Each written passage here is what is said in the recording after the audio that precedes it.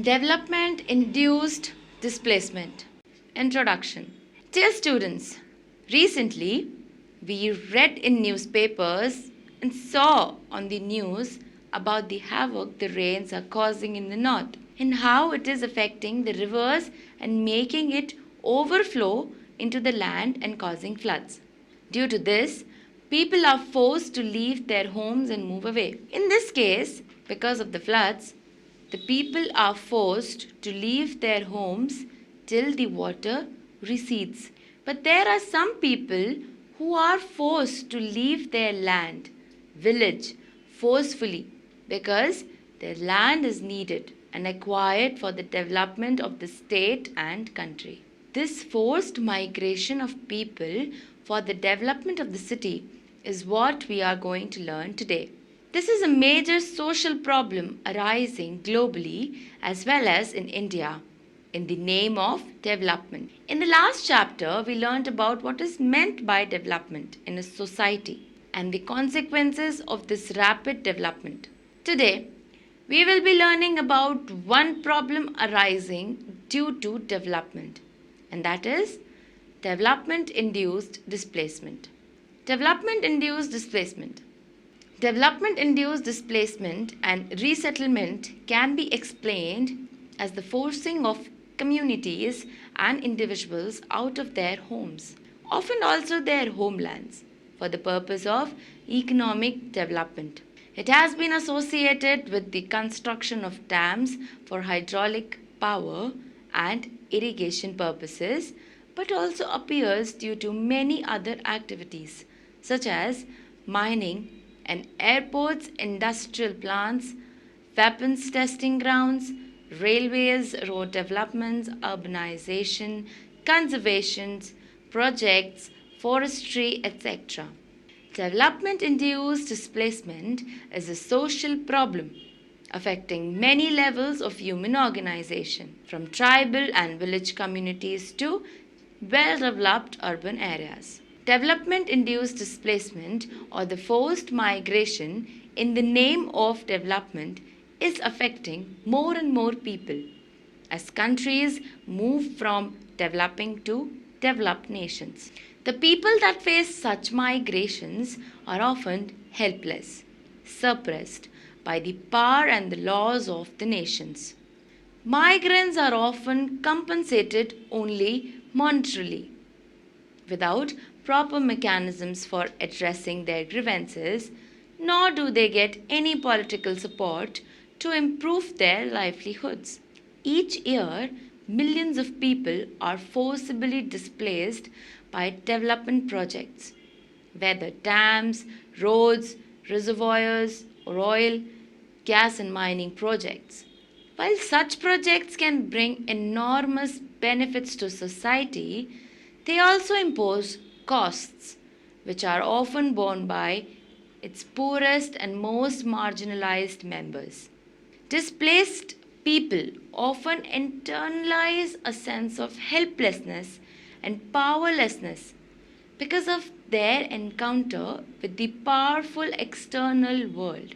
Although there are also several examples of active resistance movements against development induced displacement.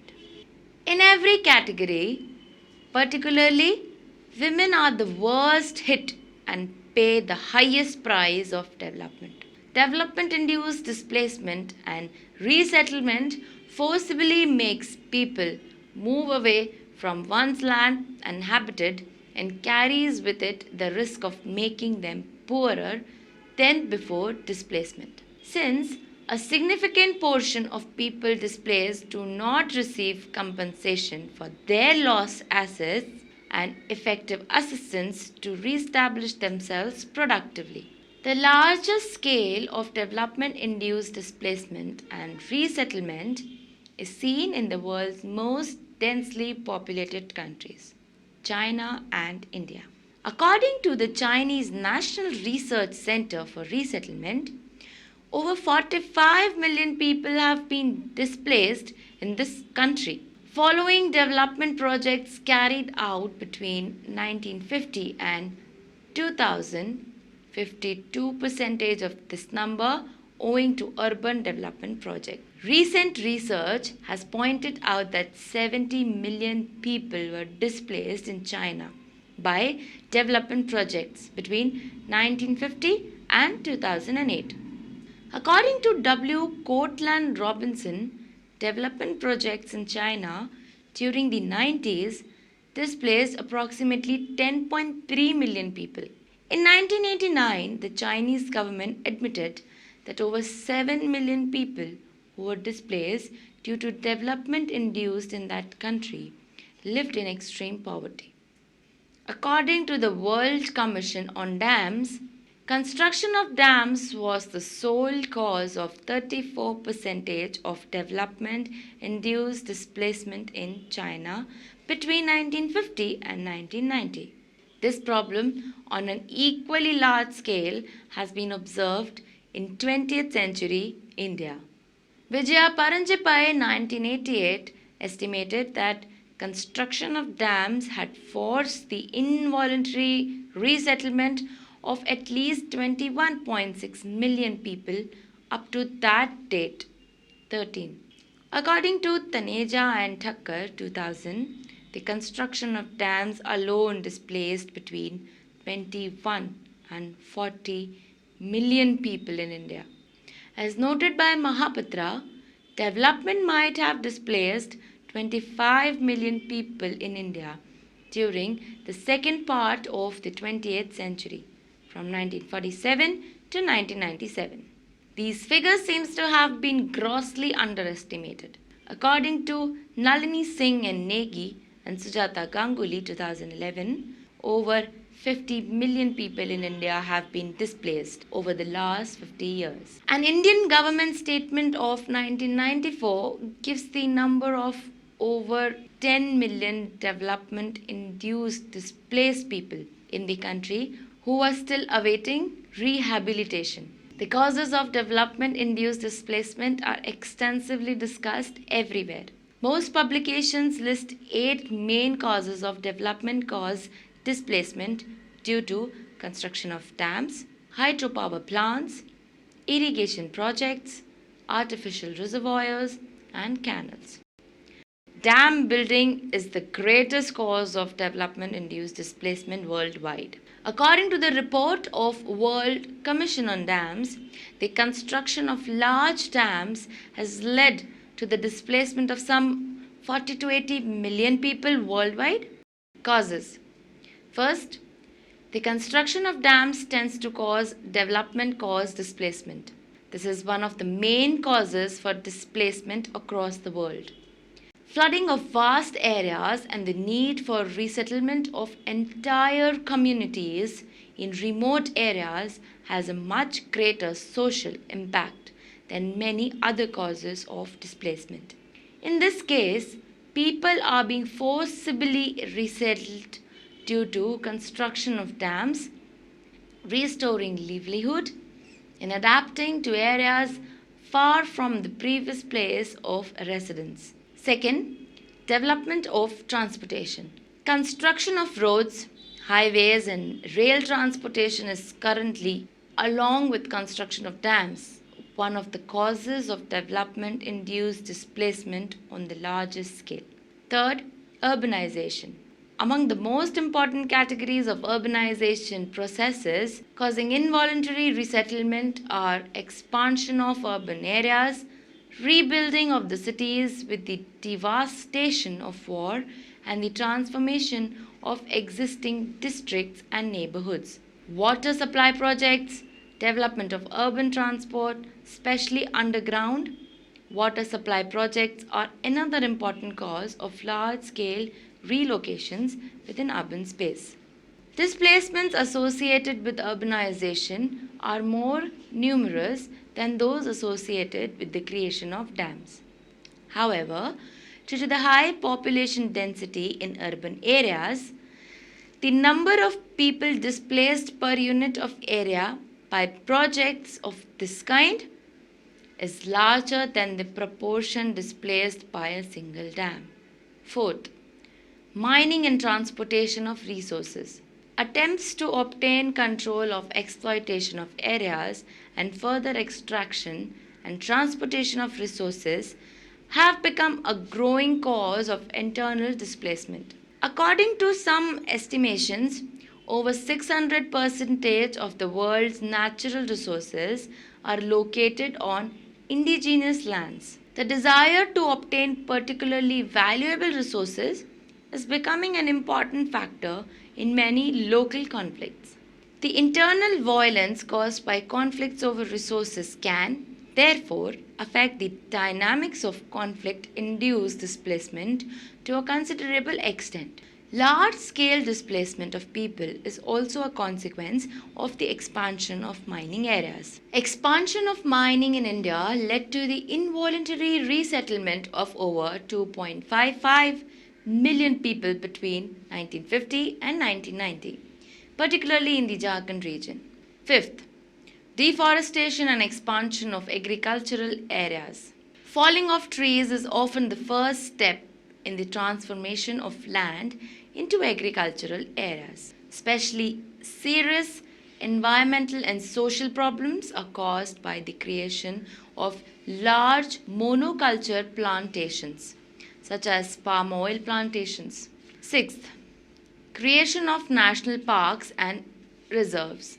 The indigenous people who are displaced from their native homeland territories following creation of conservation areas such as national parks in the name of protecting and conserving them is an issue discussed everywhere. The problem of conservation induced displacement is particularly apparent in African countries and India. The creation of Serengeti National Park was associated with displacement of 50,000 Maasai people. The number of indigenous people displaced following creation of Kibale National Park in Uganda is estimated at 35,000. Over 10,000 were displaced as a result of establishment of Cross River National Park in Nigeria. Indian authorities have given the number of 1.6 million tribal people displaced in the aftermath of nature conservation projects in this country. It is probably an underestimate. Involuntary relocations caused by the conservation of nature have enormous social consequences. Indigenous people who for many generations were organically linked with their land are suddenly displaced and forced to change their land-based economic model and social ties significantly. The relocation very often entails loss of access to common property such as pastures, shared agricultural land, rivers, and forests. The result of displacement is not only deterioration in the economic situation but also a huge cultural upheaval. Consequences of development induced displacement. First, landlessness. Acquiring of land removes the main foundation upon which people's productive systems and livelihoods are constructed. Second, joblessness. The risk of losing wage employment is very high, both in urban and rural displacements, for those employed in companies, services, or agriculture. Yet, creating new jobs is difficult and requires substantial investment. Third, homelessness. Loss of shelter tends to be only temporary for many people being resettled, but for some, homelessness or a worsening is their housing standards remains a lingering condition. In a broader cultural sense, loss of a family's individual home and the loss of a group's cultural space tend to result in alienation and status deprivation. Fourth, food insecurity. Forced uprooting increases the risk that people will fall into temporary or chronic undernourishment. Fifth, increased morbidity and mortality. Displacement induced social stress and psychological trauma. The use of unsafe water supply and improvised sewage systems increase vulnerability to epidemics. Sixth, loss of access to common property. For poor people, loss of access to the common property assets that belonged to relocate communities, pastures, forest lands, water bodies, burial grounds, quarries, and so on, result in significant deterioration in income and livelihood levels. Seventh, social disintegration. Displacement causes a profound unraveling of existing patterns of social organization. This creates problems in the society. Eighth, families lose economic power and spiral on a downward mobility path. Many individuals cannot use their earlier acquired skill at the new location. Human capital is lost or rendered inactive or obsolete. Other risks include the loss of access to public service, loss of access to schooling for school-age children, and the loss of civil rights or abuse of human rights, such as loss of property without fair compensation, or violence from security forces, or risks of communal violence in resettlement areas. Development-induced displacement in India. In India, too many people are experiencing this problem, which is becoming a national as well as international concern. Many protests are being taken out against these developments, which are creating ecological as well as displacement of people. Most of the displaced people in India are from the tribal community. Displacement due to Narmada Dam. One such case study of development-induced displacement can be done through the displacement of people due to the construction of the Sardar Sarovar Dam in Gujarat. It is the largest dam and part of the Narmada Valley project, a large project involving the construction of a series of large irrigation and hydroelectric multi-purpose dams on the Narmada River. The project took form in 1979 as part of a development scheme to increase irrigation and produce hydroelectricity. It started for irrigation for the drought-prone areas of Kutch and Saurashtra. This project has met with many protests among the people internally as well as internationally. This was due to the fact that this project would cause ecological problems as well as millions of people would be displaced. But till date, no correct data is given as to the number of people being displaced.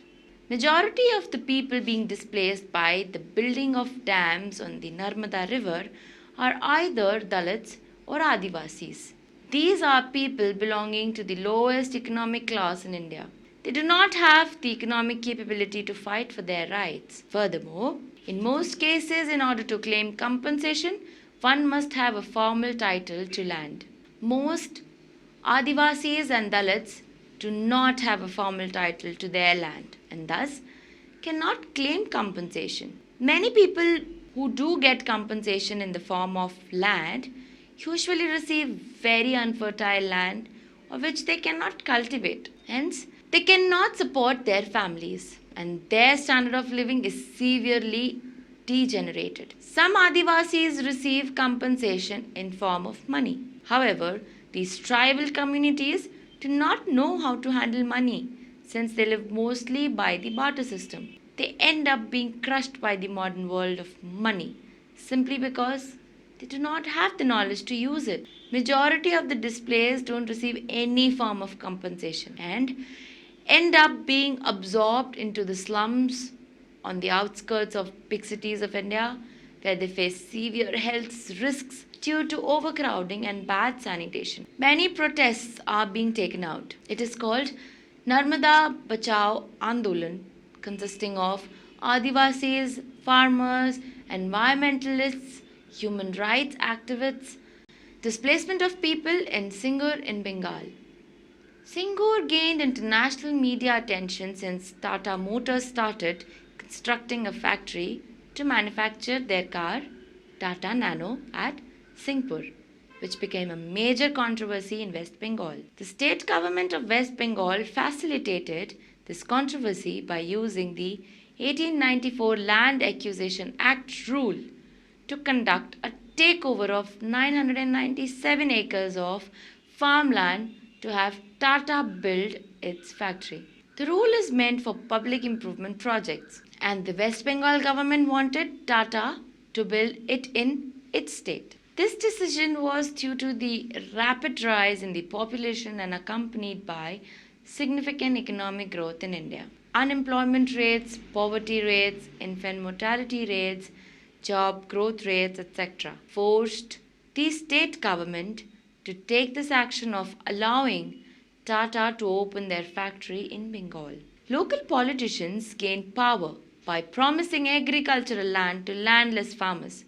But due to West Bengal's population density, the land holdings were small and the yields insufficient to sustain poor families. This move was taken with the thought that even though the shift from agriculture into industrial jobs requires retraining, it will provide an opportunity for earning higher income, thereby solving the problem of unemployment and poverty. The people staying in the proposed land were forced to evacuate by government. The compensation given was considered inadequate and new housing facilities offered were delayed. This led to the protests of the peasants backed by opposition political parties. The Tata Motor site is the most fertile one in the whole of the Singapore, and the Singapore block in turn is among the most highly fertile in West Bengal. Consequently, almost the entire local population depends on agriculture, with approximately 15,000